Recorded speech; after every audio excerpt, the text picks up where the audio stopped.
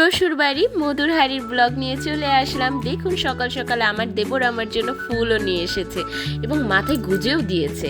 এরপরে সকাল সকালে আমি কি প্রিপারেশন করলাম, কি রান্না বাড়া করলাম, সব কিছুই আপনাদের সাথে শেয়ার করলাম। আজকে আমার প্রাণপ্রিয় ঠাকুরপোগুলো আমার কাছে একটা ছোট্ট আবদার করেছে, সেটা হলো আমার হাতের হায়দ্রাবাদি বিরিয়ানি খাবে। তো এখানে আমি মাংস টাংস কুটে সব কিছু মেরিনেশন করে নিচ্ছি, যা যা ইনগ্রিডিয়েন্ট আছে।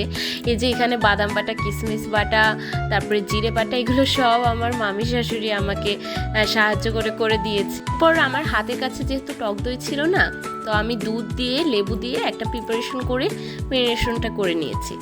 আমরা এখানে পেঁয়াজ, মরিচ, গরম মশলা এবং আলু দিয়ে আমরা ফোড়নটা দিয়ে একটু করে নিলাম। বিরিয়ানিতে আলু না হলে পরে তো সেটা জমেই না।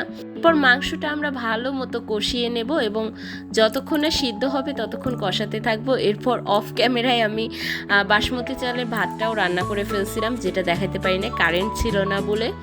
যাই হোক, তারপরে এখানে আমি ফার্স্টে আলুর লেয়ার দিচ্ছি, কারণ আলুটা আমাদের সেদ্ধ হওয়া লাগবে প্রপারলি।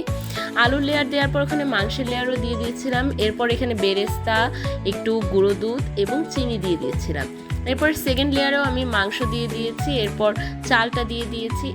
এরপর এখানে আমি আলু বোখরা অ্যাড করছি, গুঁড়ো দুধ অ্যাড করছি, চিনি অ্যাড করছি এবং আমার ন্যাচারাল ফুড কালার, যেটা হলো বিটরুট দিয়ে আমি তৈরি করেছিলাম, ওটা আর বেরেস্তাতে অ্যাড করে দিচ্ছি। এরপর আমি দমে বসিয়ে দিয়েছি এবং এর উপর ভারী কোনো কিছু জিনিস দিয়ে দমে বসিয়ে দিয়েছি।